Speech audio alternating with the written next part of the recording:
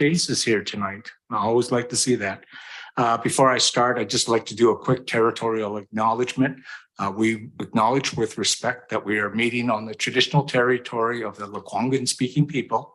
And we're honored to have this opportunity to build strong working relationships with the people of the Songhees and Esquimalt nations, whose historical relationships with the land continue to this day. I have a motion and seconder for the receipt of the near and long-term agenda and adoption of tonight's agenda as presented. Actually, no, I don't want to go there. I do have to make an amendment. One of the items, it's on the consent agenda, the active transportation network plan. It's not ready because we're supposed to get comments from IACTI, which is the Intermunicipal Advisory Committee on Disability Issues. We're not getting their comments until May 7th. So to be more efficient, it would be not smart for us to discuss this, pass this, and then bring it back again. So I am going to remove that from the agenda. Can I get a motion for an amendment? Okay, Councillor Grove and Councillor Jantzen seconds. Any discussion? Okay. Okay, so I'll call the question on the amendment. All those in favor? And any opposed? Okay, it's unanimous. Okay, back to the agenda. So discussion. Councillor Day. Under bylaws, we have the council remuneration bylaw. And I believe that you wanted to take that off tonight's agenda, or are you not taking it off?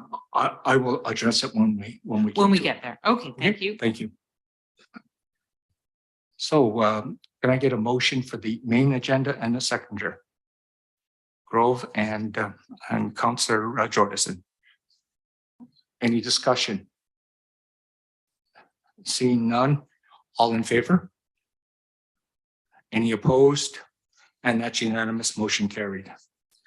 Okay, Mayor's message. I have a number of things people have said to me, so sorry, this is a little more extended than normal.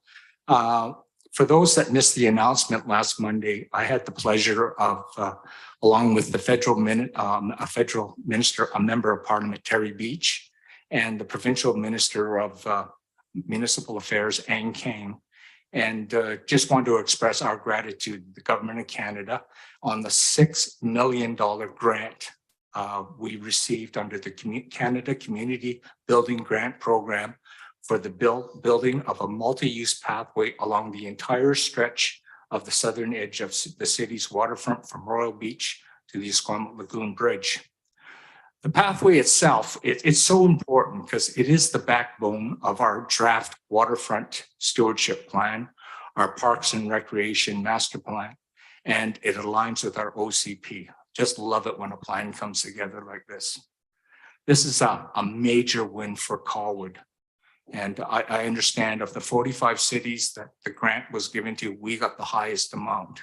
That's not bad for our little city. So I'm very proud. And it's you know, we all take credit here as politicians up front, but the real credit has to go to the staff.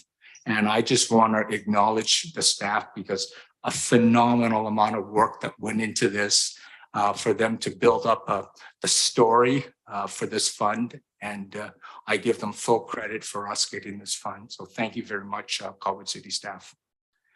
I would like to thank all the citizens, groups, and organizations who came out just the last weekend to participate in the various activities throughout Colwood to celebrate Earth Day. For example, on Saturday, unbeknownst to us, Home Depot had organized a number of nonprofit organizations along with their own employees. You saw them out there on the beach with their orange buckets, and they were out there collecting garbage along the Esquimalt Lagoon. And I understand the Girl Guides were up there too, doing the same thing. So pretty phenomenal. And also we had on Sunday, the Greater Victoria Green Team planted 200 native trees and shrubs and removed 12 cubic meters of invasive species at Ocean View Park. Again, thank you everyone for your hard efforts, your hard work and efforts. On Saturday, Councillors Jordison, Olson, Grove, and I attended the annual Scenic Awards over by Royal Bay Secondary School. And a special shout out to Carol Brown and the Scenic team for their outstanding contribution to climate leadership in our community. The individual winner was a young man who's actually on one of our active transportation committee. He's a grade 12 student, Colin Sparks, who brought the concept of a Gary Oak Medal by Royal Bay Secondary School. The business winner was Royal Bay Bakery, Brad Kiss, and he was awarded the Scenic Award for his use of locally sourced ingredients and his focus on sustainable energy. And lastly, the School District 62 was awarded a Climate Leadership Stewardship Award for being the first school district in British Columbia to introduce electric buses. Also this weekend was a busy weekend. The Bloom Art Show was hosted by Coast Collective, which is now part of the Arts and Culture Colwood group. And it was held down at Pendray House.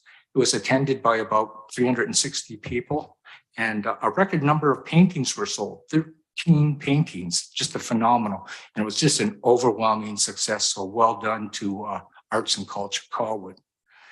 Just to let everyone know, we have a program here. It's called Create Places Grant, and the applications are open here in Colwood. Is there a place in your neighborhood that could use a touch of creativity to lift people's spirits and encourage them to linger and enjoy and connect with each other? Well, this is the third year the city has set aside $5,000 for small grants that help residents make a big difference in their areas. Just have to go to colwood.ca, create places to learn more and see some past projects. And the last thing I'd like to point out this week is Organ Donor Awareness Week. That's why the Colwood Fire Hall is lit up green. And it'll be lit up green throughout this week. And just encourage everyone to sign up as an organ donor. And that's all I have for Mayor's message. For the adoption of minutes, may I have a mover and seconder to adopt the minutes of the regular council meeting held April 11th. They'd be adopted as presented. Okay, Olson and Jantzen. Are there any errors or omissions? Discussion? Seeing none, call the question. All in favor? Any opposed? None opposed, motion carried. Hey, right now we don't have, we've received 2 written submissions prior to the agenda publication, and which are appended to tonight's agenda. We have another 5 written submissions that were received after the agenda publication, and they'll be appended to the agenda tomorrow. They have been circulated to council, and no one actually has registered to speak at public participation electronically tonight, but I'll ask anyone from the gallery who wishes to speak, if they want to come up to the mic, just identify yourself, where you live, and just want to make sure that everyone understands that any comments pertaining to the following matter that has been subject to a public hearing is prohibited at this meeting. That's Bylaw 1913 CD 33 2350 Souk Road. So anyone from the any member from the public wish to come up and speak, please.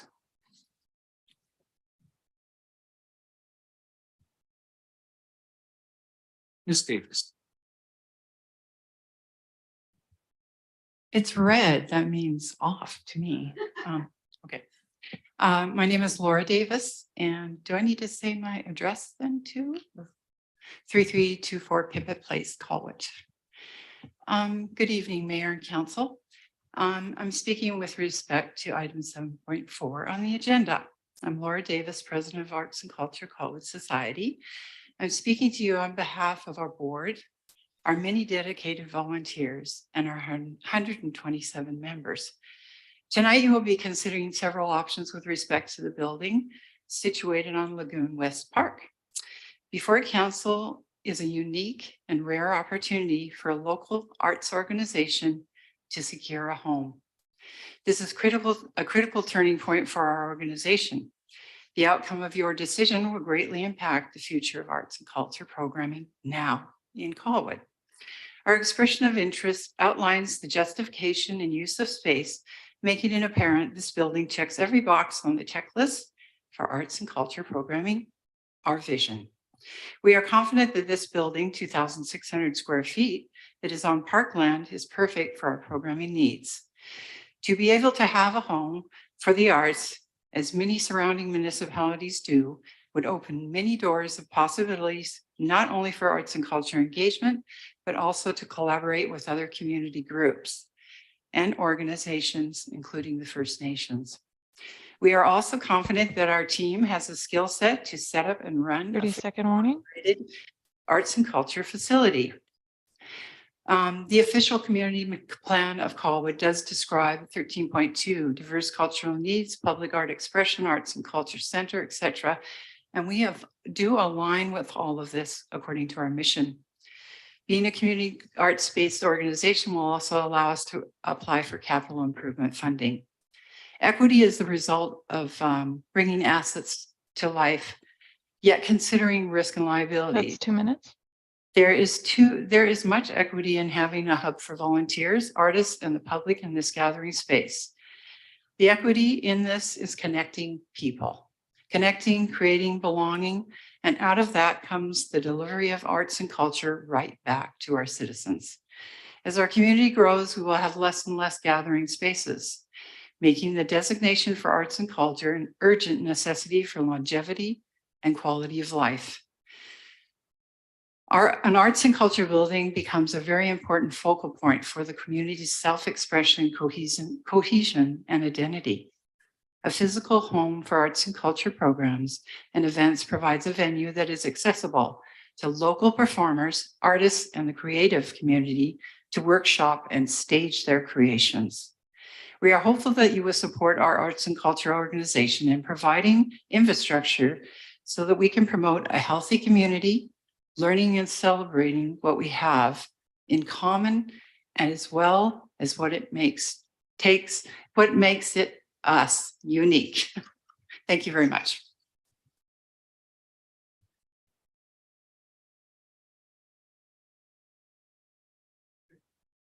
Mr. English. Is this on? Yeah. Oh, good. Good evening, Mr. Mayor and council members. My name is John English. I'm with the Royal Bay Homeowners Association, and I'm here tonight to speak about item 6.4, I think, Marcy, on the agenda, which is the Code of Conduct policy. Our organization is very supportive of this initiative.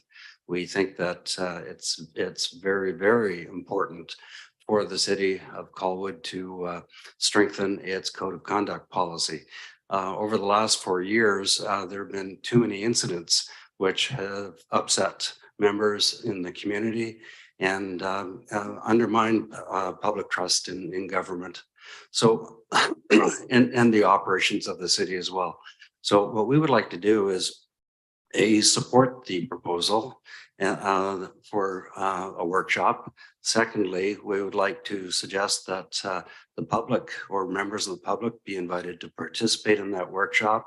And thirdly, the Royal Bay Homeowners Association would like to be one of the members of the public to participate in that workshop. We believe we have some experience from other public sector organizations and private sector organizations that are very relevant and will be helpful to the city. Thank you. Thank you very much, Mr. English. Anyone else wish to speak?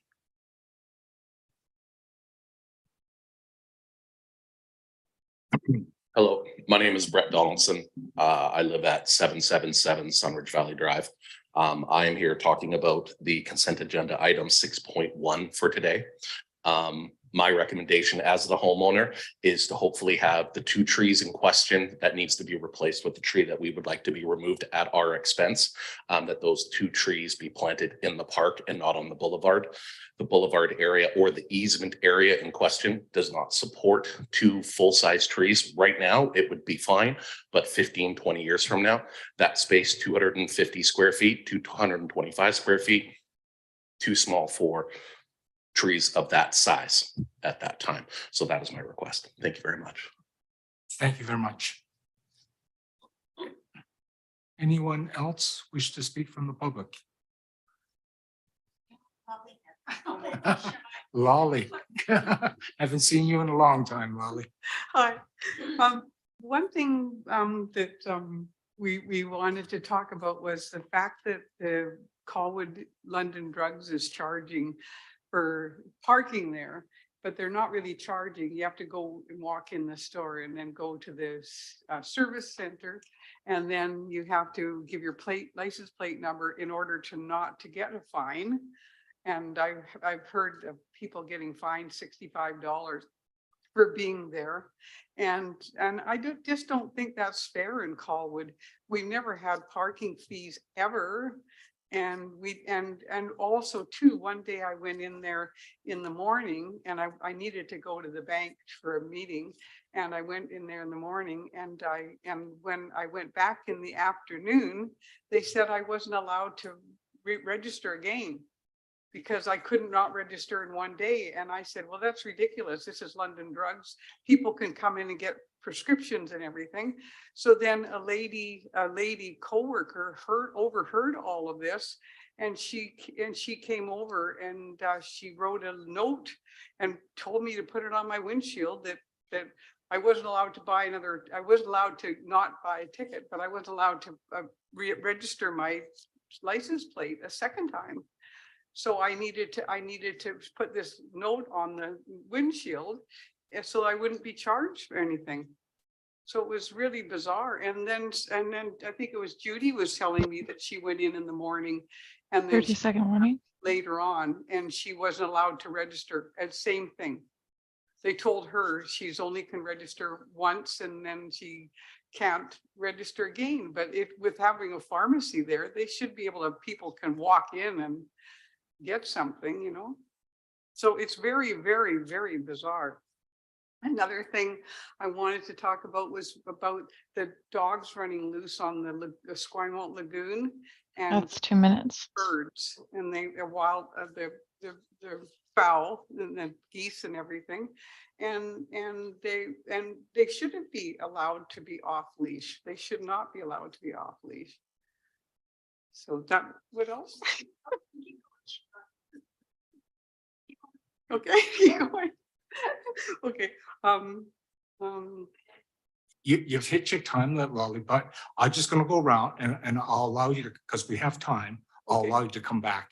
Okay. How does that sound? Okay. That Okay, I'll sounds just good. see if anyone else wants to speak for the Okay. first time.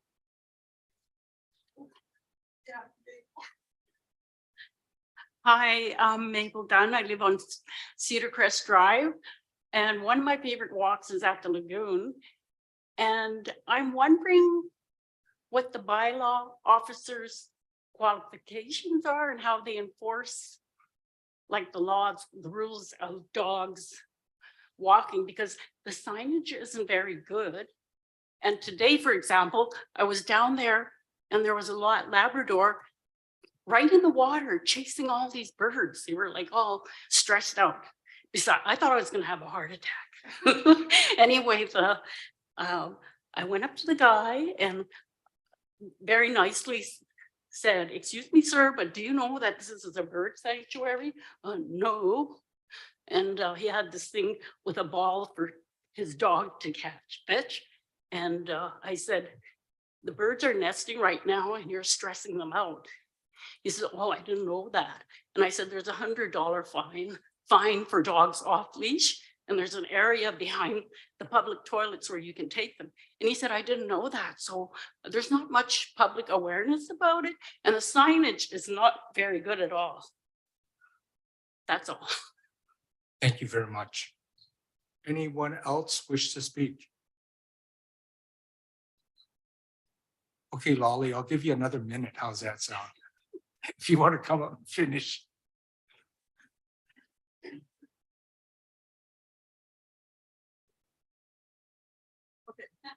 I'd like to also know if we're ever gonna get speed bumps on Lagoon Road. Because now on the top of Hatley, they got planter boxes there, so you have to zigzag in. And the reason they gave the reason that they gave me for not having speed bumps was that it was a main artery, and that the ambulances, et cetera, fire trucks, et cetera, wouldn't have to be going over the speed bumps. But when I was one day, 30-second warning. I saw an ambulance driving by, and he actually slowed down in the school zone, because that's what they need to do. And when we do need speed bumps on Lagoon Road, because everybody is going now they lose control of the car coming around the corner, and they're young people, mostly young, not necessarily so, but That's a minute. but they drive up the Lagoon Road going battered of heck, you know, and I was saying this last time when we were doing the mayoralty thing. I was saying that I do a silent prayer, because I keep hoping that some family is not coming down Lagoon Road that's going to get hit head on by some stupid speeder going up Lagoon Road. So we do need that. We need to slow them down. Milburn Road got it, and now it needs to be done on Lagoon Road, because we're getting summers here, good weather, and that's when they come out of the woodwork, you know, and take off up the road. Okay. Thanks very much, Alon. So one of your questions I can answer right away. This is on the Ani development. We have it on the agenda now at council, what we're going to try to do about this. Unfortunately, it is on private property right now, and it's very difficult. But saying that, I finally got a hold of someone that was empathetic to me with Ani Developments, and I have been speaking with him on Friday. He called me from a bar in Vancouver, and so he was obviously concerned about my concerns. And bottom line is that they're open. What does that mean? I can't promise you anything, but they're open to, you know, whatever the city comes up as options and solutions to the problem. So believe me, I know it's not normally within our realm, but we are listening to you and we're trying to do something about it. Okay, that's what I can tell you about that. Great, thank you. Is that about the speed bumps? or about like Colwood Corners speed? Yeah, May 24th, speed bumps. Yeah, somewhere around that, 23rd, 24th. 23rd, 24th. Okay, you're getting your speed bumps.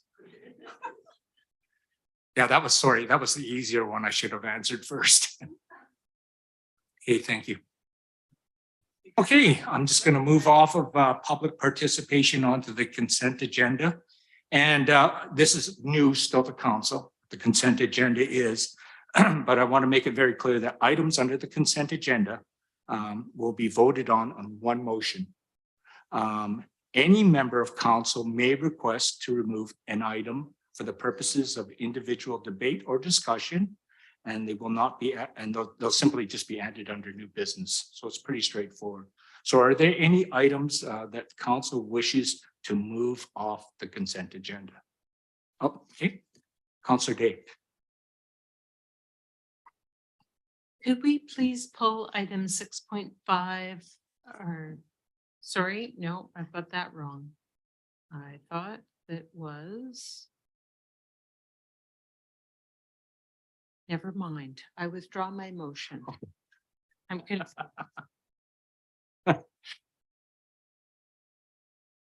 Oh, Councillor Jantzen. Okay, thank you very much. A seconder, Councillor Jordison. and silent with Mr. And I should let everyone know that Councillor Ward is ill and we do not want him in council chambers tonight. Draw your own conclusions, but he's on electronically here. So I'll call the question. All those in favor? Any opposed? Seeing none, motion is carried. Consent agenda is carried. So we'll get into new business. Councillor Jantzen has two updates. He's got the 7.1 and 7.2. Please, Councillor Jantzen, a verbal update on Crest Board building construction.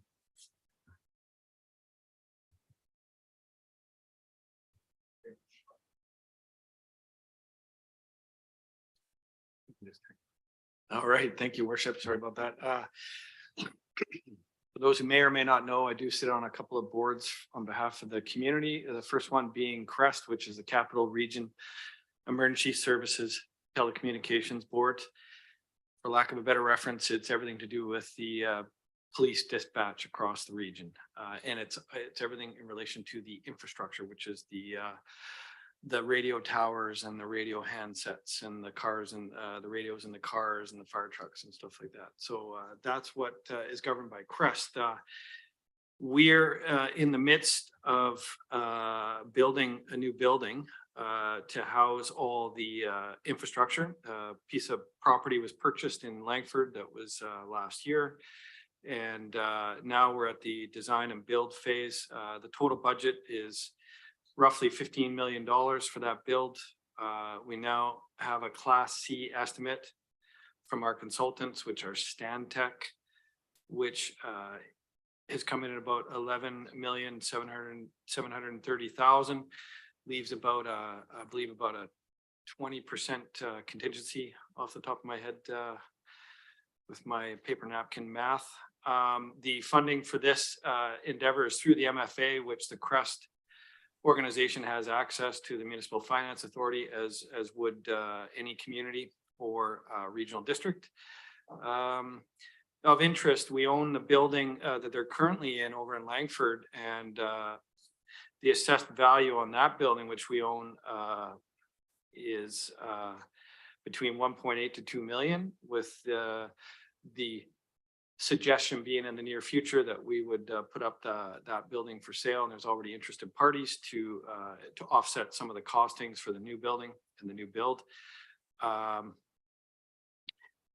Interestingly, the purchase price for the property that we now own was 1.8 million, and the assessed value this year was 3.3 million. So we made some good choices along the way, and some of our timing was ahead of some of the interest rate hikes and what have you. So we are looking at a timeline that is likely to start sometime in the fall as far as breaking ground. And the feeling is we are now in a position to hire a project manager. And the feeling is that once a project manager gets involved and we can get a little more granular with the plans, that some other savings might be found in some of the design features that have been incorporated by the architecture firm. So that's about it. It is good news. We're on budget, Your Worship. There's no anticipated increase to the levy to our community or any community that's involved in CREST at this point in time. And things seem to be moving along as anticipated. Touch wood. Excellent. I'm open for questions if anybody does have any. You're lucky because I haven't announced this yet, but I am on the board of trustees with MFA now. Well, don't forget us when we come forward for financing. That's great. Any questions for Councillor Jantzen? Okay, we'll continue on to 7.2. Thank you very much. Great update. Yeah, thank you, Your Worship. The next is the West Shore Parks and Recs Society. Sorry, give me a second here. I do have some updates. Our 2022 year-end report, auditor's report, was back from KPMG, the assigned auditor, and some significant increases in revenues across the board, just based on usage, given the past COVID apocalypse over the past few years. And it looks like a surplus totaling $675,500 as a total operating surplus, which will be placed into our reserves. KPMG was happy. They had a couple of minor suggestions. We got a full lengthy audit report from them, and they were happy. The audit was entirely clean. They did find some small details in the way the accounting is done internally. So there are a couple of practice changes that they're going to implement. One was to do with some purchasing, but I do know that this community actually assists them with larger capital purchases. So there will be some small changes for the next tax year. At the last board meeting, we passed, as in the West Shore Parks and Rec Society passed a motion with regard to the emergency use of the grounds and the facilities by the use of the city, by the city of Colwood. So we've extended that, I believe, for another 10-year term, which means what that means is in the event of a significant event in our community, the doors would be thrown open at the rec center or whatever the need might be for the infrastructure that exists down there. And our emergency services volunteers, West Shore volunteers would be there on site as a reception center or a place to keep warm and dry, or a reunification center, what have you. So good news there. Skate park update. We had a great skate park update, and bottom line is it's on time, on budget. They've had to, they're going to cut a couple of corners on some of the landscaping to get it ready to go. But the feeling is they can circle back in the summer and fall and touch up some of the landscaping. It's mostly around it's around the exterior. It's not on the actual park itself. They were hampered a bit by the crummy weather that we had through the fall and winter, as you might imagine. So they were delayed slightly. And that had everything to do with the concrete pour and the concrete finishing. But May 13th is at this point the anticipated grand opening. Invites have been sent out already, so I dare say we can lock that in and put it in your calendar. I'll be there, as will local MLAs and possibly some MPs as well have been invited, so it should be a big to-do. We had an annual energy report as well, and it does appear that some of the infrastructure upgrades in mostly the ice rink and some of the capturing of the waste heat and recirculation initiatives that they've been implemented over the past few years are paying dividends, and actually the usage for the energy usage for the entire grounds are going down, and there's some more upgrades in specifically some opportunities for the use of heat pumps and some more heat capture technology. So that's over the next couple of years. So it should get even better. I'm told that the reductions, we haven't seen a sort of a net gain in revenue. It's just really offset increases. So it is paying off in that they don't have to levy more funds based on the what we're saving. So that's about it. I'm open to any questions from any of my peers. I'll open it up to council. Any questions for Councillor Jantzen? Okay, thank you very much, Your Worship. Okay. Proceed on. Councillor Ward, I've got you on the hot seat. Councillor Ward had put in a notice of motion on the April 11th council meeting, and that was for an amendment to the council procedural bylaw. It was on the portion on public participation. And Ian, I'll turn it over to you, or Councillor Ward, I'll turn it over to you for motivation. Thank you. Thank you, Mr. Mayor. I presume I'm on.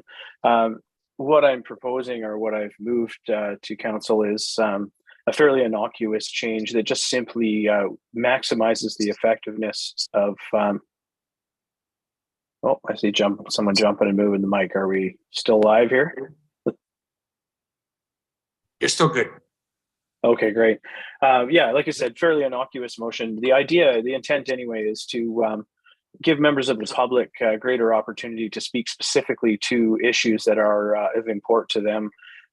You know, I believe that anytime we can hear the voice of the community, it behooves us all to, you know, facilitate that. So The wording is somewhat ambiguous, but the intent here is to offer members of the public an either or, not both. So they can elect to speak at the public participation as per usual, or they can delay speaking until the particular agenda item that they're here to speak to. So it isn't an increase to the opportunities to speak. It's just essentially a deferral. If you choose not to speak at the public participation time, you speak again, or you speak for the only time towards the individual agenda item.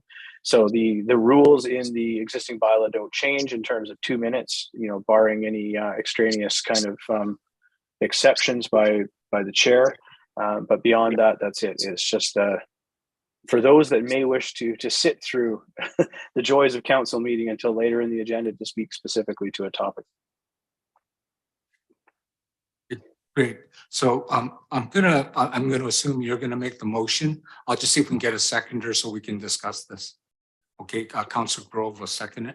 So I'll open the floor up for discussion. Councillor Grove.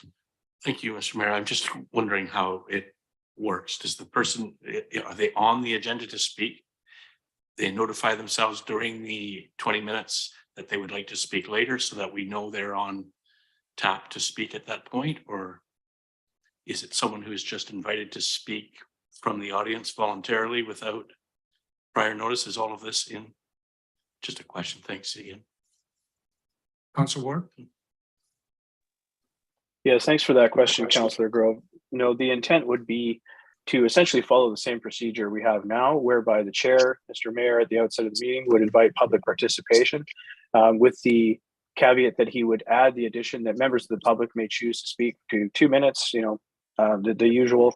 However, if they elect to wait and speak immediately prior to an agenda item, please notify us. The recording secretary would take their name, and when we reach the agenda item later that evening, they would be given the opportunity to speak. So it would be, an extra 30 seconds to take the names of, however many speakers in the audience specifically want to speak to a later item. That's my proposal anyway. I'd be welcome to staff to propose a different methodology, but to me, that seems the logical course of action. Yeah, I was just thinking it would be good to have it in there that they report themselves so that as we work through the agenda, we know there's these people are coming. It's like putting them into the agenda in a sense, just I think rather than just having them suddenly appear before the item. I'm open to any amendments that or recommendations from staff in terms of how to manage it, certainly. Okay, thank you very much. Thank you. Councillor Kay. Thank you. So previously on previous councils, when we had a committee of the whole, we did change our procedure bylaw to allow people to speak to the individual item of their interest. And it was basically to allow them to hear the staff presentation first and then make their points, because sometimes it's a little hard to show up here when you're maybe not as familiar and step up to the podium and talk about something that nobody else has talked about yet. It's a little easier after staff have introduced the subject to have it then. I think the easiest way to find what works best is to try it. That's been my experience in the past. So I think we're all genuinely trying to achieve a process that makes it both easy for the public to be involved and easy for us to manage the time so we can be effective as members of council and not be here every single night of the week. So I just think it's a great idea. Let's give it a go. If we have difficulty with making it work, we can tweak that process to make it work better for everyone. Thank you very much. I'm just going to go to staff right now because I remember we did try it during committee of the whole, and I think it got a little confusing, and I think people forgot about inviting the public in, and it becomes a bit of a timekeeping nightmare too. I would imagine too, because you're trying to get the city business done and trying to it's a timekeeping issue. Like I see lots of pluses for it. I can definitely see that. It's just before we jump into it, I'd like to make sure that we have a full procedure set out so we understand the ground rules. The presentations would be really good before we open it up to the public, that's for sure. But I just wondering if I can get a perspective from you, Mr. Earl, on that, or maybe the corporate services officer. Thank you, Your Worship. Should the motion pass, staff will return with a bylaw amendment that's broad in nature that will allow what has been described to be achieved through our procedure bylaw. Functionally, how we do it at a meeting to meeting, I think we will need to, as Councillor Day has indicated, experiment to some degree. If in the way that's been described, if there's a pre-disclosure, it will certainly make it easier to move through the agenda expediently. I think there is some risk if there is no pre-disclosure. After each item is introduced by staff, if the chair then seeks comment from the assembled gallery relative to their desire to comment, and comment from the electronically attending gallery, and if in the majority of those times there is no response, I think that it would quickly feel ineffective. And so I think, as described by Councillor Ward, it's a methodology that we might be able to experiment with to see, to understand its efficacy. Great, thanks. Seeing no other questions, I'll call the question. Call the question. Did you want to add anything, Ms. Lalande? No, but Councillor Day was correct. So when it was the committee of the whole process, there was public participation allotted at each item and again at the end of the meeting. So essentially there was a beginning, an end, and at every item. So it did take some time to get through that process, and it delayed the meeting from, being able to end at a decent hour. So it's just something to think about. Okay, great. Well, I'm willing to give it a try. Anyways, I'll call the question. All those in favor of the motion? And any opposition? Seeing none, motion is carried. Thank you very much. Item 7.4, it's the 170 Goldfinch options. And John Russell, Deputy Director of Public Works, will be presenting. Good evening. Thank you for the opportunity to speak tonight. So the city's existing lease at 170 Goldfinch has expired with the developer, and staff are seeking direction on the future use of the space. In terms of the waterfront stewardship plan, the building is proposed to be repurposed as a museum, a community resource, or some other functional community amenity. Therefore, staff are looking for direction on how to proceed. Do we manage this in a unique way? Do we manage it in the way that we manage Emery Hall? That sort of thing. In terms of the building code requirements, we, through the budget process, there's a budget for washroom upgrades. Now, currently, the one washroom on site would allow for up to 10 people to use it. If we were to encompass the site for larger gatherings, that sort of thing, washroom upgrades will be a key component. Therefore, staff would seek direction on that as well. In terms of next steps, staff would move forward and lease the space as needed and work to deliver council's vision. Thank you very much.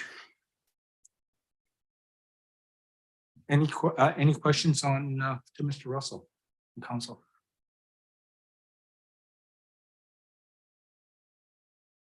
Councillor Day. Thank you. I would like to move option number 1, that staff be directed to move forward with a formal process to lease the facility to a not-for-profit organization. Okay. Do I have a seconder? Councillor Jantzen. Okay. And discussion. You want to motivate it, Councillor A? I'll get you on. There we go. I just think it's a relatively small building, and it does have the opportunity to provide either a home for a not-for-profit group and possibly the not-for-profit group would be amenable to helping other groups like the Greater Victoria Green Team or others who might be in the area doing an event to support them as our ambassadors in Colwood.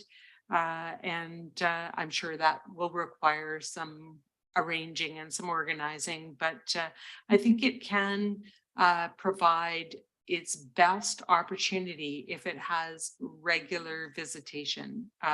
One of the things that we had keenly hoped for when it was first developed as a sales center for a development in the area was that once they were finished using it as a sales center, that it could provide some sort of a venue to provide an option for residents to be involved with one another, whether that was doing natural restoration or park events or some sort of a social outlet. And that is key to almost every one of our parks to ensure that they are used regularly, used well, stewarded carefully. So I think there's a lot of co-benefits, and having a regular group in charge would allow us to bring a lot of great community engagement into an area that could easily go a little sideways at times. Thank you. Councillor Jantzen. Oh, thank you, Worship. I too, I believe this space makes for useful accommodation for a community group. I'd love to know a little bit more about the leasing arrangement. I mean, is this, I take it this is subsidized? I didn't see any numbers in here, but are we leasing this for like $1 a year for the 10 years kind of deal? Maybe there's a little bit more information to be had there. Mr. Earl. Thank you, Worship. At this juncture, staff were seeking a direction on how to proceed. We would come back with a report on what we learned through that process. And my instinct, there might be a range of possibilities from a nominal $1 fee for the right group to a more substantive fee for a different group. Thank you very much. And along the same lines, I mean, is this along the same lines, but maybe a little more specific than Councillor Day's question? Is this space to be available for other groups at the same time, or is this exclusively to this one particular society? Is the thinking, I guess, or is this the kind of feedback we're gonna hear back? Mr. Earl.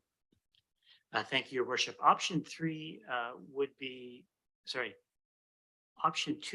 the option to lease out to multiple different groups. I see. Similar to Emery Hall. Okay. Option 1 is to go through a process with a view toward exclusive use by one nonprofit. Okay, thank you. I have nothing further. Thank you, Worship. I just gonna add something on that.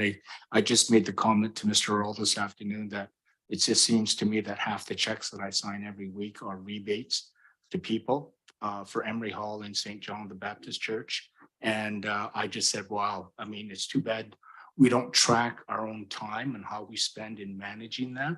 So it is a bit of a pain, but I'm not kidding you. I can tell you anecdotally that, there's a lot of checks that I sign right now that are just rebates. So it's a bit frustrating, I'm sure. Councillor Grove. No, thank you, Mr. Mayor. The questions that I had were in a similar vein. So it seems to me that the idea of having a nonprofit operate and someone there on site, presumably a lot of the time, perhaps running scheduling for other groups, monitoring and another eye on maintenance, tied in with public works and parks people. I'm not sure how they would work that, but presumably there's a lot of coordination that can go on.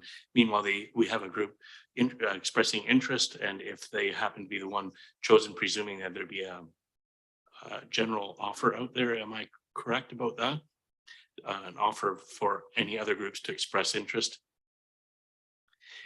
If it's used for cultural events, for galleries, music performances, for every other conceivable thing that could go on there, that facility is well placed and it's a beautiful special location and spot. There's all sorts of outdoor stuff, opportunity for outdoor garden development. That orchard is there, makes really good pies, those apples.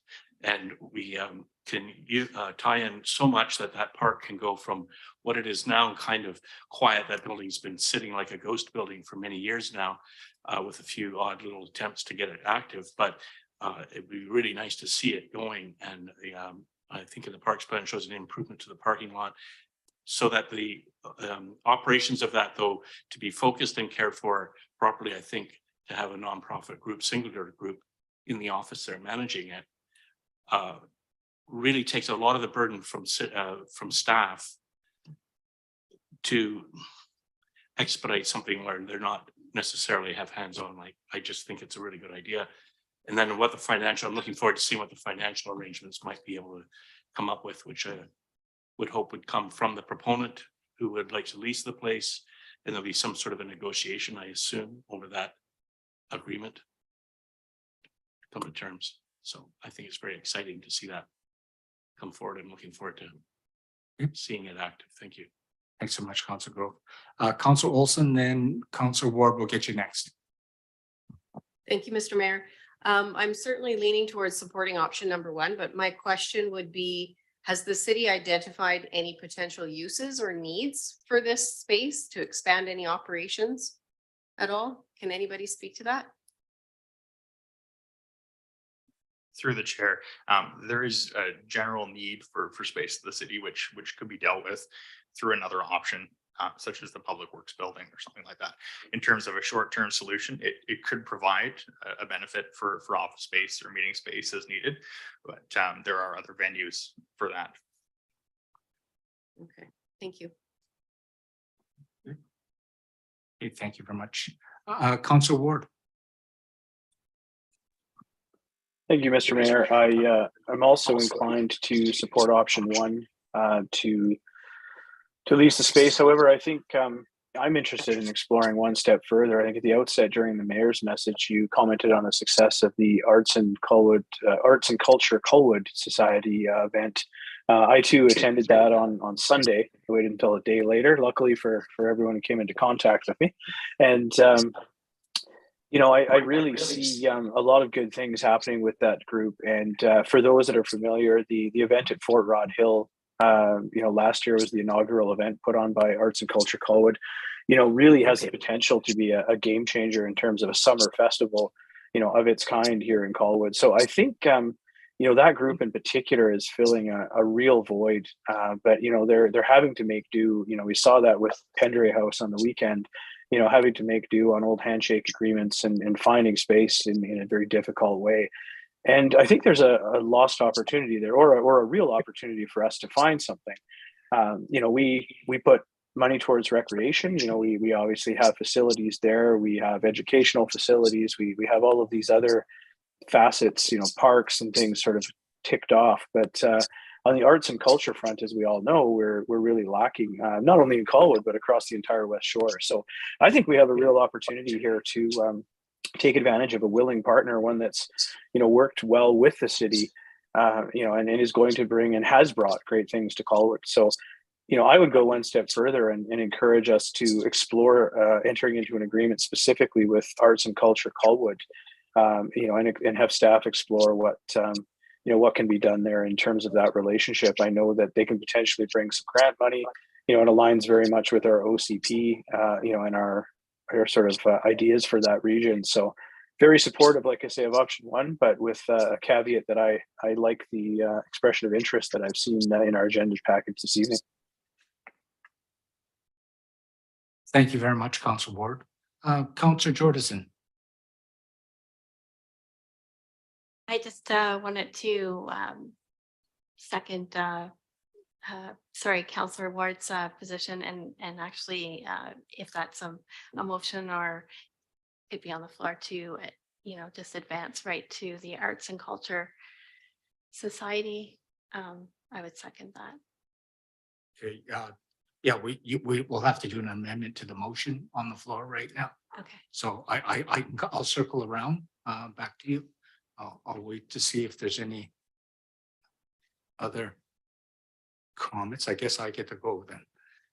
So, yeah, I guess great job in summarize the way I feel about this council ward. I do agree that unfortunately not all our kids can be great at being athletes.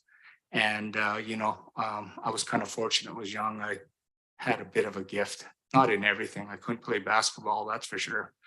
But you know, the arts and the cultural side, it's I called myself no talent there, so I didn't want anything to do with it. But it is an important part of our society. I've grown up now, and you know, after serving as a board member at the Conservatory of Music, it was an eye opener for me. And thanks to my wife, I got a little bit of culture to myself. And you know, it's unfortunate right now that we do spend a lot of money, inordinate amount of money on recreation, on the recreations, more on the sports side right now, teams. It's all good stuff, but we may not all have kids that are all gifted in that area. And we have those that I think that we tend to ignore on the arts and culture side, music, you know, and I think it is an important part of the community. And that's why I sort of favor something like this. I haven't seen a lot of submissions yet. I've seen a couple. There's a couple of people that have actually submitted their will for the space. But on a full-time basis, and now that Coast Collective now is part of the arts and culture, there's no place to display their artwork now. So it's I sort of favor that myself, but you know, we're supposed to represent all Colwood, and to be fair, you know, we should let everyone, I guess, that the way I see it today, everyone should be able to apply, and then you know, staff can look at the merits of, you know, which is the best application and make those recommendations to council, just to be fair. Anyways, but I do support the arts and culture being in that facility right now. So. You still want to make that amendment right now, or would you let staff do their work, or how do you want to work this, Councillor Jordison?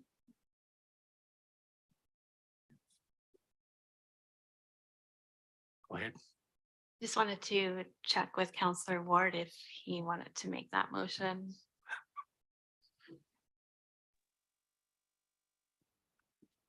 Sure. Thank you. I don't know if I'm on here or not. Yeah, you're on. No, you know, in light of your comments, Mr. Mayor, I'm willing to accept the motion as it stands from Councillor Day.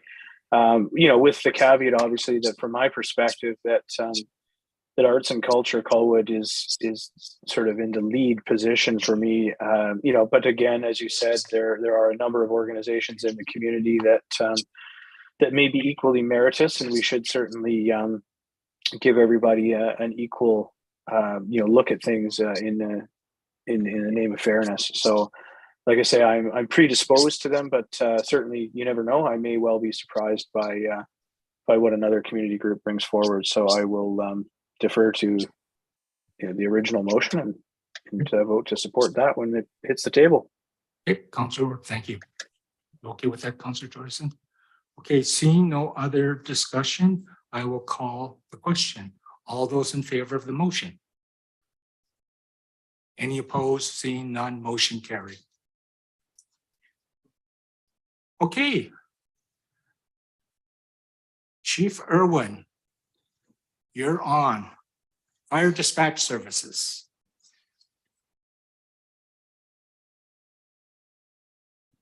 Excellent, thank you.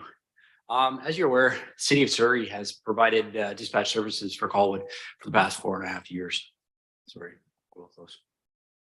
This relationship's worked extremely well and is a little bit closer now. Okay, let me go again. This relationship's worked very, very well with us.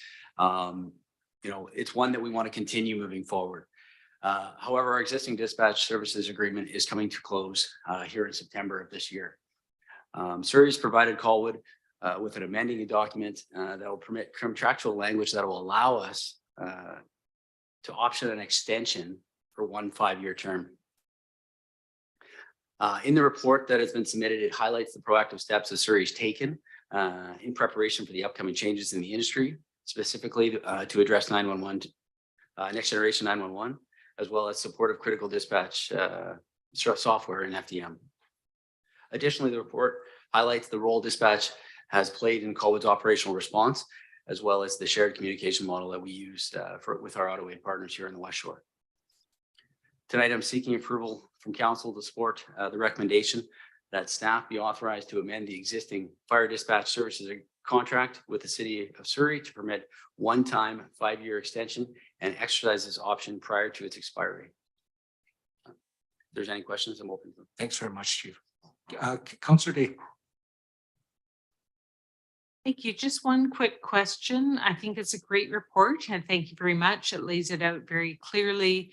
But the only thing it didn't address for me was when you do the 5-year extension for this report, would there be any move to make it able to be renewed at the end of that time? At this time, it's only a 1-year term with no option for renewal in the future. So at the end of the 5 years, we'd be looking at the same option at this point now, either looking for an additional extension at that time or. Hold their mic down. Sorry. Just a little. Again, either we'd be looking for an additional extension at that time, or we'd be going back out to the RFP process. Okay, I see. Perfect. Thank you very much. Councillor Jantzen. Thank you.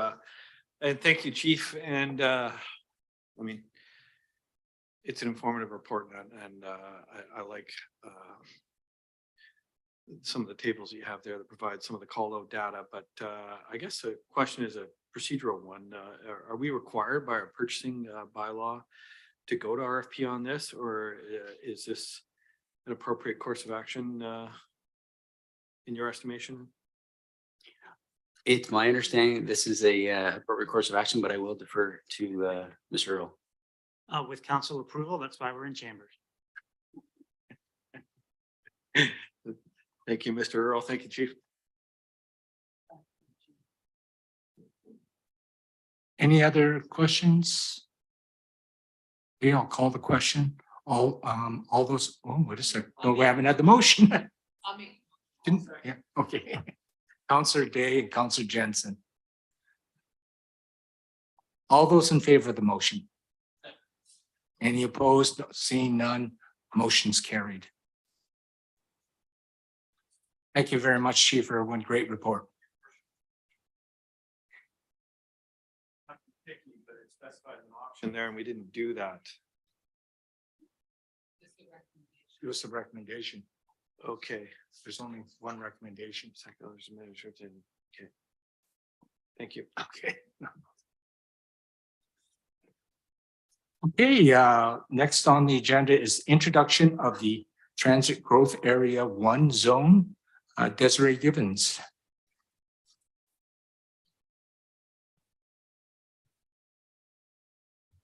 Thank you, Mr. Mayor. Yeah, so the next item in your agenda is the introduction of the Transit Growth Area 1 zone. And I'll just start off by, so the staff recommendation before you tonight is to add the Transit Growth Area 1 zone to Division 6 of the land use bylaw and to direct staff to use this new zone to evaluate all future rezoning applications that we receive for lands that are designated as transit growth area in the official community plan. And I'll just add a point of clarification here.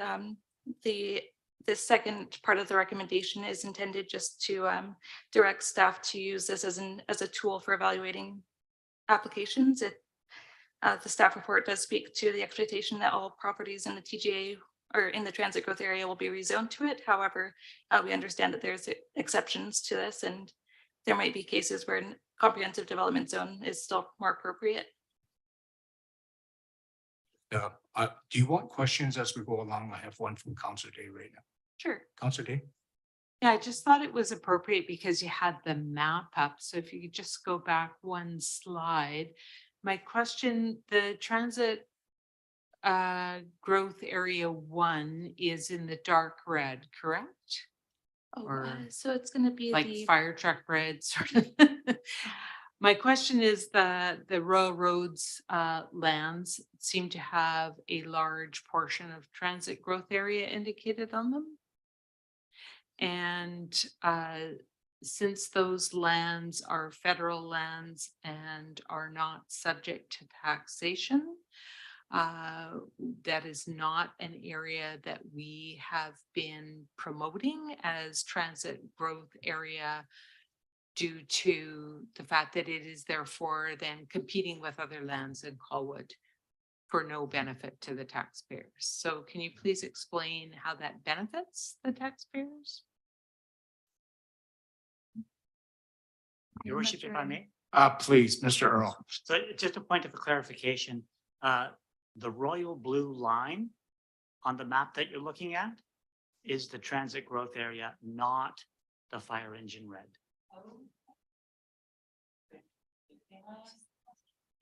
Yeah, the red area is called.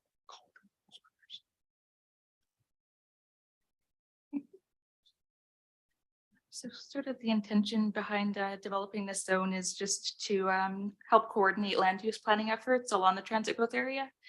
So we've been receiving lots of applications and interest for development along Sioux Road particularly, and this new zone would help us coordinate our regulations for new developments that are proposed and rezoned along this transit growth corridor. So it would ensure that there's consistent approach to setbacks and to lot coverage, and just make sure that it's very coordinated. And it'll also provide a framework to help guide decision-making for rezoning applications that go before council that are located in this transit growth area.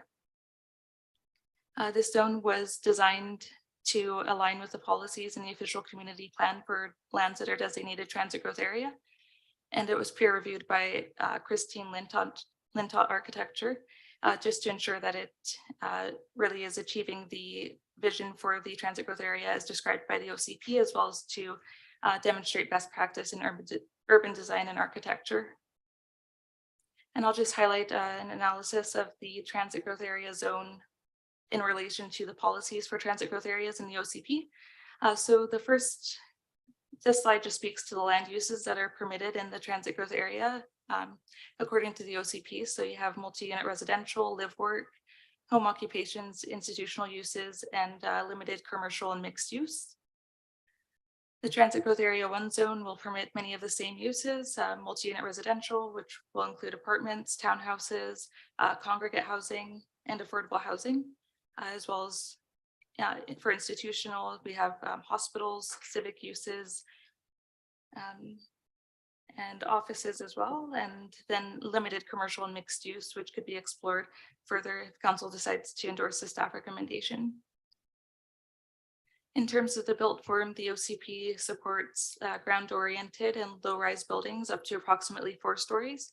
It supports 6 stories in limited situations only when enhanced urban design mitigates the impact of the additional 2 stories. And it supports a floor area ratio of up to 2.5. The transit growth area 1 zone will permit up to 2.5 floor area ratio as well as 6 stories. However, it includes a set of minimum conditions that properties would need to satisfy in order to enable that 6-story and 2.5 floor area ratio. And these policies, this is really intended to reflect the policies in the OCP around sensitively increasing density while by gently transitioning the scale down to established residential areas. And these minimum conditions were recommended by the architect. And a copy of the draft zone is also provided in your agenda package for review. So in terms of the proposed process, this slide shows where we are at. We're here tonight before you just seek council endorsement of the staff recommendation, which is to add the new zone to the draft to the land use bylaw. And following this, we would send out the new zone for public input prior to giving it first, second, and third reading. I should note that although the report shows first and second and third reading on the same night, this could be spread out to allow staff more time to implement any revisions that are needed based off of public input or concerns from council or anything that comes up. Councillor Day? Thank you. So just now that I figured out what color it is, that made it a lot easier to understand. But also one of the areas that is outlined in blue, indicating the transit growth area, is Kelly Road, which has significant forest canopies still existing there. So I appreciate that this is trying to fit in with existing homes, so that is a positive. But are there requirements that would also consider our urban forest canopy in that area? Thank you, Councillor Day, and through the chair. So each application for rezoning would need to demonstrate that they are retaining a certain percentage of any protected trees that are on the site. So the purpose of introducing this new zone is not to rezone any properties to it through this amendment. It's just to introduce the zone as a framework for guiding the regulatory conditions that are going to be within some, but each individual application for rezoning along the transit growth corridors will still come before council, and you'll have the opportunity at that time to evaluate the proposal and see if it's meeting the intent of protecting the urban forest. Awesome. Thank you very much. I'll just add a caveat to Kelly Road. Kelly Road is not serviced by sewer currently, so development of any multi-unit residential building is unlikely until that corridor is properly serviced. So that is probably one of the biggest limiting factors to the development of Kelly Road. Additionally, in part of that transit growth area zone, we've created setbacks to parkade structures so that we allow and potentially accommodate for more than ornamental trees to be planted along the perimeters of these developments. We often see smaller ornamental trees that can grow on fairly limited soil volumes because there's parkades that are generally associated that go property line to property line. So this transit growth area is trying to implement a vision of Souk Road that is in alignment with what we think an urban form should look like in the Colwood context. So still retain and make room for more substantive trees along the edges of these larger buildings. Thank you, Worship. Help me understand what, I mean, I've read the report and I think I get it, but does this, what is it we're trying to achieve here? Does this lessen staff time? Does it reduce red tape? Does it, I mean, what are we trying to achieve? Or is this consolidating multiple zones into one? Is that my understanding? Thank you, Councillor Jantzen, through the chair. So the intention is just to ensure that there's a more coordinated approach going forward. So we won't be consolidating previous CD zones, but as there's more interest to develop properties on the transit growth corridor, it'll reduce staff time, and that we would treat this transit growth area zone as being the default template zone that we will expect applications that come in to be rezoned to, with the exception of some that might not be able to meet those parameters. And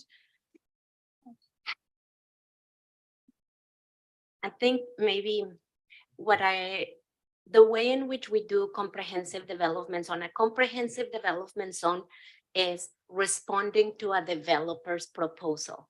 So it basically is reacting to a proposal and accommodates it. This template zone is trying to establish the Colwood standard for multifamily attached housing along the Souk Road corridor and put it in front of applicants and let them know this is the minimum expectation. This is not to say that there won't be variances, that there won't be irregular lots that will need to be accommodated because there may be pinch points to a setback, or that there are not special circumstances where someone is proposing something that is so unique that a comprehensive development zone is the better setup, something that is innovative and different that should be considered a one-off. But I think when you look at a 6-story apartment building, there should be some expectation from Colwood on what that looks like and how does it integrate with existing neighborhoods.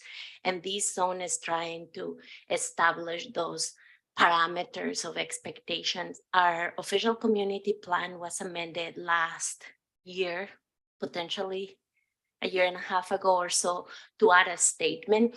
So when everybody comes to rezone along Souk Road, they always ask for 6 stories. But 6 stories is unlimited conditions, like provided that there's enhanced urban design that sensitively fits within the neighborhood. And what we're having a challenge with is articulating to developers and applicants, what do we mean by sensitively infilling, appropriately integrating? What are those words in terms of what you're looking for in a 6-story apartment building? Because everybody, of course, wants to rezone to a 6-story, and we need to provide them with some idea of what we would consider to be suitable. Not to say that we wouldn't bring it back to council. Every rezoning application will be brought back to council for you to consider if it's enough for you to deviate from that template and consider something alternative and different. But I think there's some good principles that are embedded into the zone, like setbacks, stepping back of the upper stories when you are adjacent to residential, 1 to 2 stories, single family. So. Thank you. Councillor Grove. Thank you, Mr. Mayor. I think we need a motion, right, to pass this recommendation. Sorry. We need a motion to pass this recommendation, right? Yeah. So I'd like to make that motion, please. Well, I'll just take it around the table before I'll come back to you for that. Okay. Mr. Ward, our Councillor Ward. Thank you, Mr. Mayor. And I suspect Yasmin has, through an earlier email and her time at the podium there, answered most of my questions. But I just wonder about a couple things. You know, for example, that proposal that's on the table since January 2022 at 2346 Souk Road is one that, had it not been underway, would have, you know, kind of stood out as being a non-starter under this. You know, it's a 6-story proposal, but it's sandwiched between 2 other 6-story buildings. With no neighborhood behind it. So having mandatory setbacks, for example, on the 5th and 6th floor, just eliminates some, you know, housing units that frankly we could use in this community in the right place, you know, in a high density corridor. So I'm a little concerned with that. And I think and again, I think Yasmin has addressed that in the sense that, you know, we can make exceptions before council. I think without that, I would not support this, because I would be concerned that, you know, we would see a developer in this case no longer see it as being cost effective, you know, and walking away from a project that quite frankly fits. Like, it makes sense according to our OCP and to anyone with any kind of common sense. It slots in there nicely. The other question, I think, is, you know, looming over all of us, which is where the province is going with this whole missing middle piece, and you know, making it mandatory to kind of have, you know, buildings slope down to single family heights and things. You know, I don't know if that's going to be something that is going to stand the test of time. But again, if we have the ability to make exceptions to that, then I suppose my concerns will be negated. But something to consider is that as gentle as we'd like to infill, you know, some of it is going to be out of our hands, I suspect, in the very near future. So not so much a question, but maybe Yasmin or staff could confirm that we would have the opportunity to again, if I was correct in listening there, to review each property and its own merits, you know, regardless of how it fits or doesn't fit, and that a project wouldn't be denied and not brought before council because it doesn't fit under this zoning, and we would therefore never know it even existed in the first place. Yes, through the chair to Councillor Ward.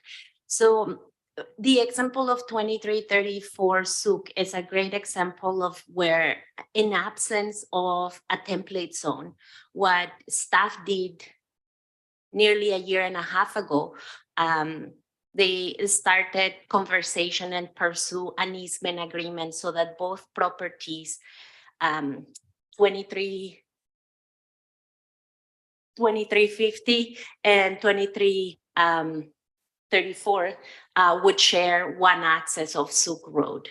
We had been aware that eliminating individual property accesses of Souk Road is ultimately the objective, to be able to enable that potential HOV lane and facilitate the transit improvements that will be necessary to bring in more rapid service to the city of Colwood by BC Transit. So we've actively been pursuing ways to improve the flow of traffic on Souk Road, including pursuing that road widening with every rezoning application and exploring the cross-section of Souk Road that council has been actively involved in over the years. So basically in that effort, and in absence of a template zone, we had already been trying to address the fact that every applicant had been coming with one lot or two lots along Souk, proposing something somewhat ad hoc or with the land that they had.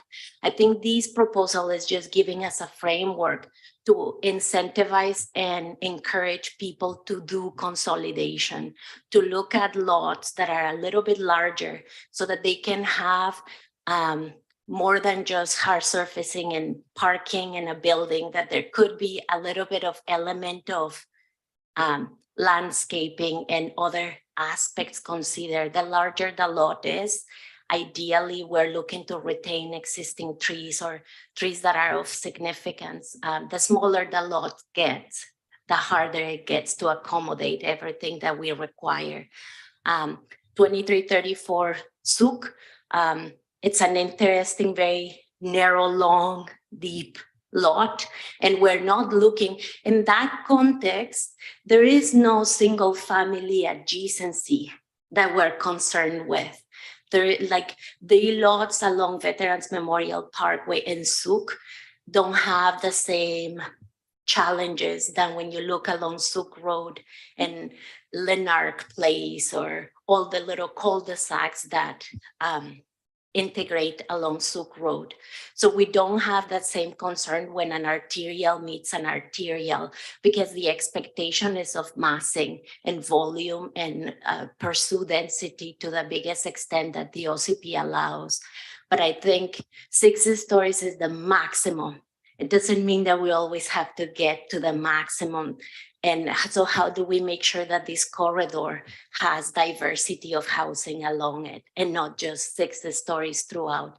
And I agree, we'll look forward to the province's parameters as to what they seek in terms of facilitating development along transit routes, because not all areas that have a transit route are serviced, like Kelly Road. So there are some functional realities to those expectations and desires of density as well. So we'll stay put. Thank you very much. I have three questions.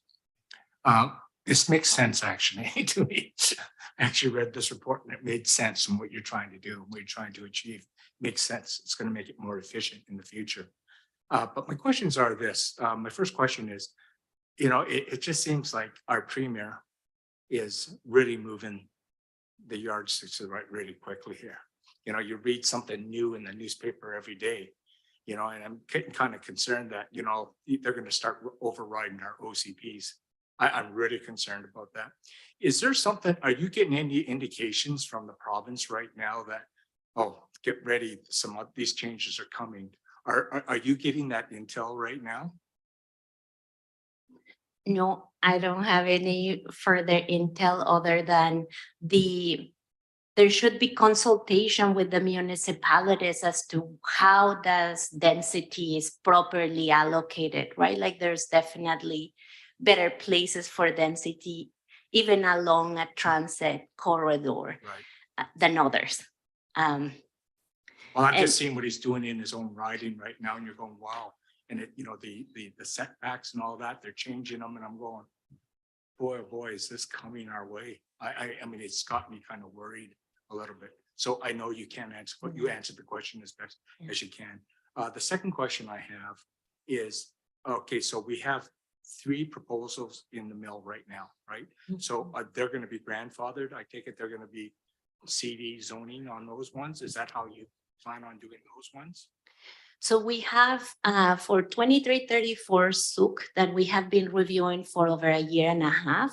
We have provided consistent feedback to that applicant, and height has never been a concern to us. Height or density, none of that. As I said, it's nested among 2 6 stories, one of which has already been rezoned and the other one sits at 3rd reading. Is the one 2330 that we mention every Monday. So those 3 have already, they form part of that entrance, that statement of height at Veterans Memorial Parkway and Souk Road. The other 2 applications that we have coming forward to council have been evaluated with the lens of the official community plans as well. And within that lens, we have provided pointed feedback as to whether staff believe that they've adequately addressed some of those statements about sensitive infill and adequately respecting the existing neighborhood. So it won't come as a surprise when this feedback has been provided in writing months in advance. I think this zone is helping us visually and almost in writing articulate what we've been hinting at for many months to some applicants. And I think endorsement by council simply empowers the staff to continue these conversations with an applicant to be like, we think you should consider a different building typology. So the last question I have is, and I know it hasn't met yet, but it's the first meeting, the Planning and Land Use Committee next week. Is this something that we should pass through them as an extra lens? We could. They are actually on May 1st. They will be reviewing the 2 applications on Souk Road that we have.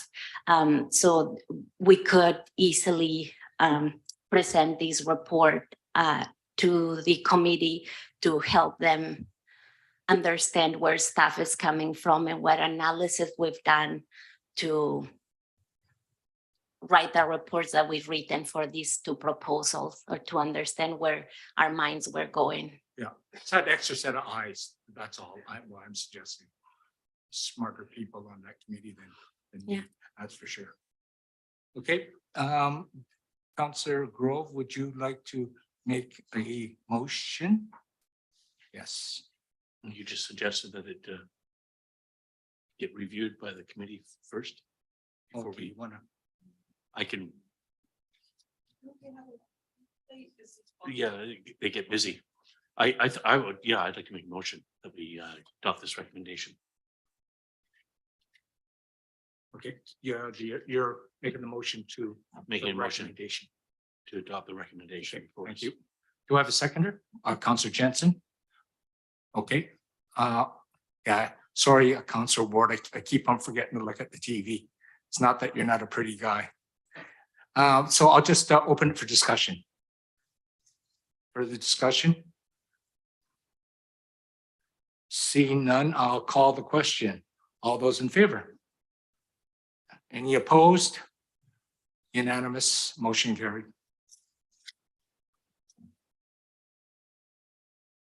Thank you very much, Desiree. Great report.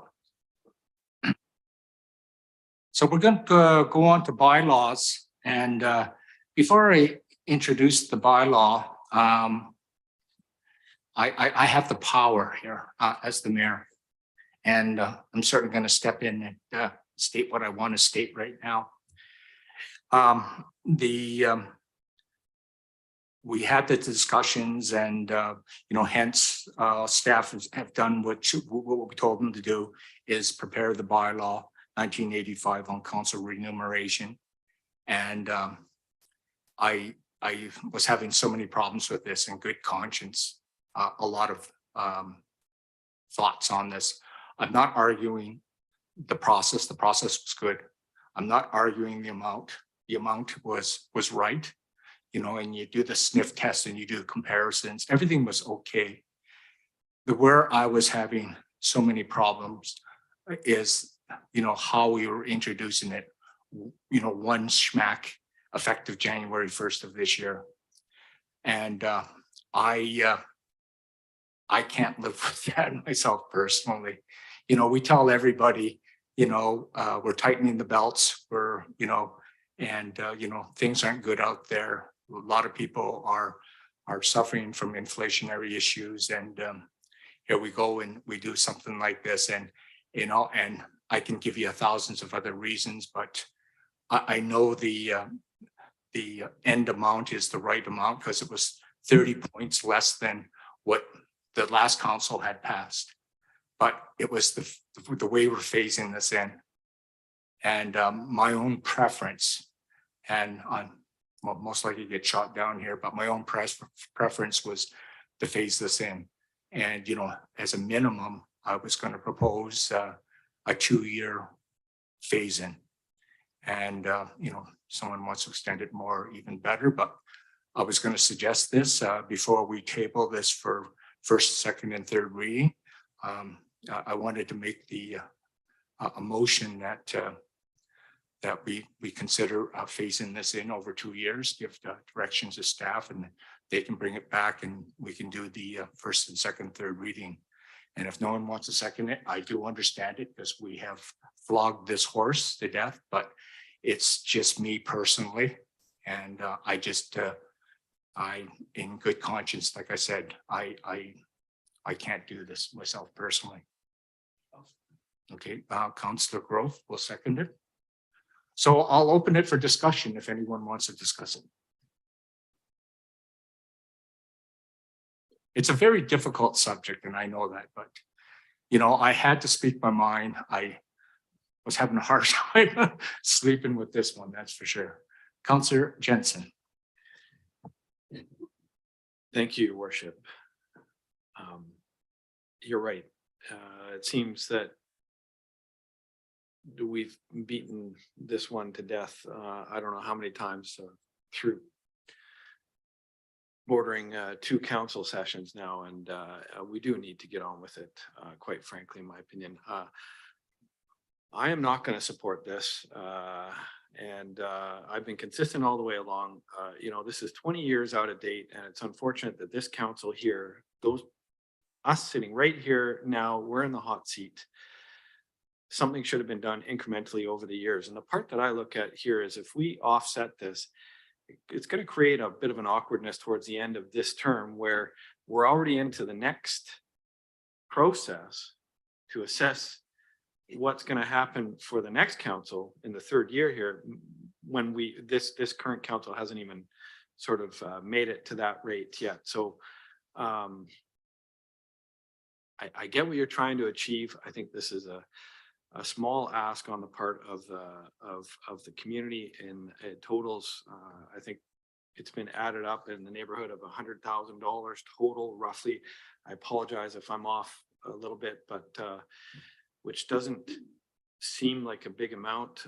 I understand that times are tight, but out of the other side of their mouth, the government has provided at the provincial level a 6.7 cost of living, percent cost of living to all of their thousands of employees. So I think this is time. It's been let slide for too long, and unfortunately, we're all here having to debate this time and time again. And quite frankly, I'd like to see it done with, and we move on, and this gets revisited 2 years from now.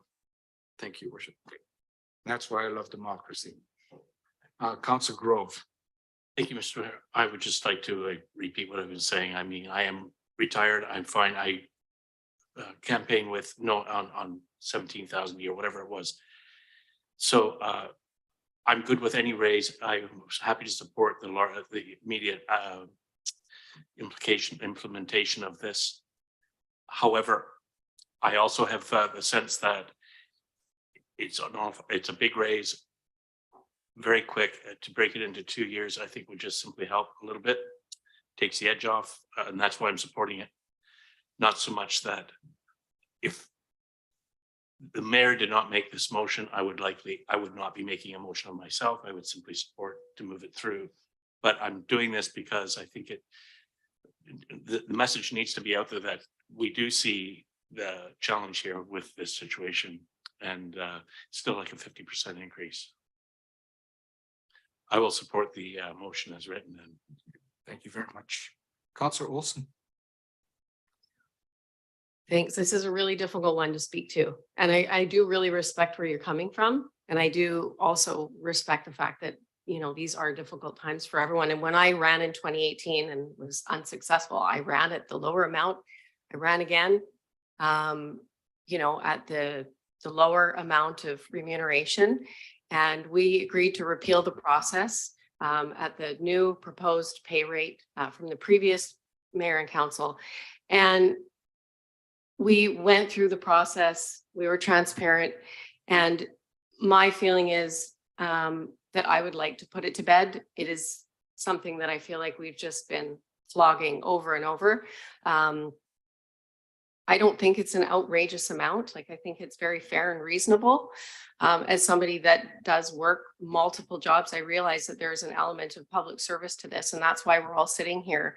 But it does take away from our careers, and we, you know, it impedes on careers. And just speaking for myself here, I work 2 jobs and I'm here because I love this community and I want to serve the community as well. But I don't support, you know, drawing this out. I would like to just put it to bed. So thank you. Okay, thank you. Councillor Georgeson. I just wanted to speak to this, as difficult as it is. I just want to everyone to understand that I think, you know, we came on board here, we did the right thing and we had it reviewed. And when we went through the process, we stuck with the 50th percentile instead of the 75th, like other councils went in at. And it came back lower, so we're already saving money. And I think, you know, I think I did the math and it's not my strong suit, but I think we're, you know, looking at $45,000 difference each year, or sorry. Basically, what I understood is that the prosperity fund monies we're not going to be funding that anymore. So I see that this could be paid for with that, half of it. And the other half, I would have to hope that within the city budget that we could find another $45,000 in there somewhere without putting it on the backs of taxpayers. So I'm not sure that the work has been done to look in to see if that's possible. So that's my take on it. I mean, at the end of the day, it's basically a $5,000 a year that, you know, so I don't know if it's I don't know. And I don't know if it's the hill I want to die on. So, but you know, it's unfortunate that that amount of money, it's an optics thing. It's just optics, and it's unfortunate that the community or some people in the community are pretty hung up on this, and that it's such an issue. The people at this table work hard for this community, and I don't know. That's all I have to say. Thank you. Okay, thanks very much. Seeing no other, oops, Councillor Ward. Oh, yep, you appeared. You're next. Thank you, Mr. Mayor. An interesting discussion, certainly, and one that's difficult for everybody to have. And, I would stress that for me, money isn't the primary issue here, although it may seem that way to more vocal elements in the community. For me, and I was very clear, words matter to me. And during the election campaign, I was very clear that I would, support you and seek to repeal, the previous council's decision making on the process and how they arrived at those figures. And I think what's important to stress here is that there were various ways to go about protecting taxpayers' interests, and I think we were united in that repealing the previous methodology was first and foremost the right move to do, to get a consultant to come in. Where I think some members of the public, and I say some because it's certainly not a uniform view, those that continue to have an issue with it look at it and they think of phasing as the primary way to protect taxpayers' interests. But what they're not taking into account is that recommendations, even from a very senior retired consultant in that room at the moment, were that we should be at the 75th percentile. And we saw that with View Royal, who went in at the 75th percentile and accepted that number using the same consultant. Now, there's one methodology where you take that percentile and then you do some sort of graduated phase in and you arrive at a number. I would say that this council took a different approach, and albeit somewhat reluctantly from some of us, that we adopted the 50th percentile solely knowing that this would place us kind of below market, that we would be leaving money on the table as a reflection of our commitment, both to voters and to taxpayers, around this promise. So we've taken that step already to save some money. And I'm a numbers person, so not to steal Councillor Jordison's thunder, but I noted that the previous proposal by the former council, when you look at that over the total term, both mayor and councillor wages, the total netted out to $976,870.72. The current proposal, if you apply it retroactive to January 1st, as is on the table now, nets out to $892,548. So the purpose of that exercise is to say over the course of the 4-year term, we will have achieved a savings on the previous proposal of $84,322.72. So we have accomplished, through the rectification of the process, the added benefit of a savings to the taxpayer. So the notion that it somehow isn't a cost savings is a little suspect to me. However, I do understand that optics matter, and I know there's both sides. I put out a very visible social media post after our initial vote where I said promise kept. That was the first sentence, and I outlined what we had done in the process we went through, and frankly I received very positive feedback. So I am not seeing a lot of media, a lot of people out there criticizing what we've done. I know there's been attempts to take shots at it that really quite fizzled, frankly. So I think the general public understands that they're getting good value for their dollar. We've protected their interests, and most importantly, we've laid the groundwork for future. This isn't about us right now, despite us having the pressure on us. Like I said, the money is neither here nor there to me. It really is about future elections and making sure that we're compensated at a rate while still below our peers in this business, if you want to call it that. Is still somewhat competitive. So on that note, I'm inclined to stay where we're at. However, I would, if it's an olive branch or to find a middle ground, I'd be comfortable with changing the effective date of the increase to May, June, probably June 1st, something like that, to realize some additional savings. We'd probably be looking at another 20,000 or so minimum. And certainly that would assist a great deal in offsetting the expense to this year's budget, whereas we know it was unbudgeted. So that combined with the savings on the SIP withdrawal, would mean negligible, if any, impact to the taxpayer. So I'm not making a motion on that, but I throw it out there as something I'd be willing to consider if there's any other feelings on it, but I'll I'll leave the floor and allow discussion to continue here. Thank you very much, Councillor Ward. Councillor Day. Thank you. I guess it is very difficult, and my number one goal throughout this process from the beginning was to ensure that the residents retain their influence and were heard. That's been really what, for me, it was all about. It really, and I spoke to it at the time during the previous council. One of my biggest concerns was linking our pay to development. That is off the table, and I'm really, really proud of that. And my other concern is that we need to make room for people in the future at this table. After that, I guess it's negotiable, but I do find I've been here long enough that it does matter to feel valued and to be compensated so that you're not trying to scramble. That maybe it is okay to take that extra day off when you've got a lot of meetings going on.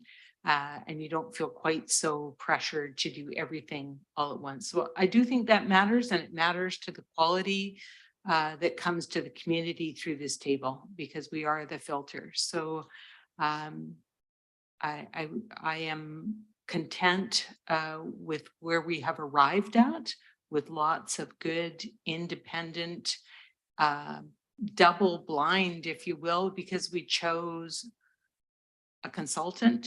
We chose a percentile, and we decided everything before we saw the numbers so that we wouldn't be in this position of second guessing ourselves. So I'm going to do my best to stick to my guns for that benefit of having set up a process to see us through. Thank you. Thanks very much, Councillor Day.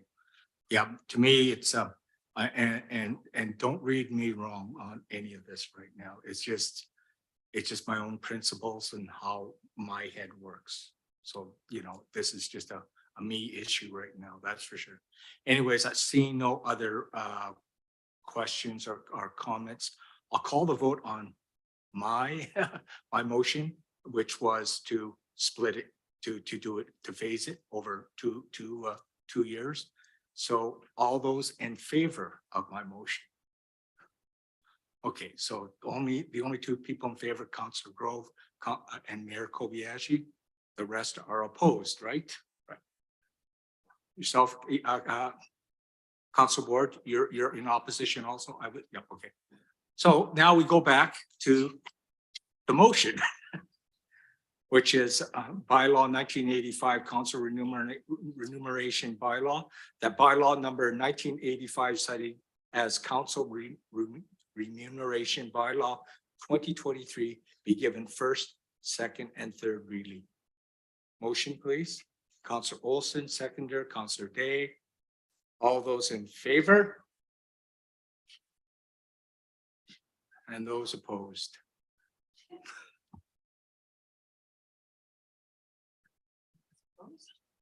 No, he was in favor. Just Mayor Kobayashi. Oh, sorry. Councillor Ward? Sorry, Mr. Mayor. No, I did vote against it.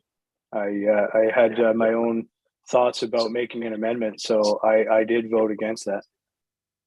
Okay. You didn't see my hand. My hand was up. Sorry. Okay, so two in opposition to the motion, Mayor Kobayashi and Councillor Ward. So the motion passes. And I shall go to a motion. Oh, sorry, yeah. As a motion for second reading.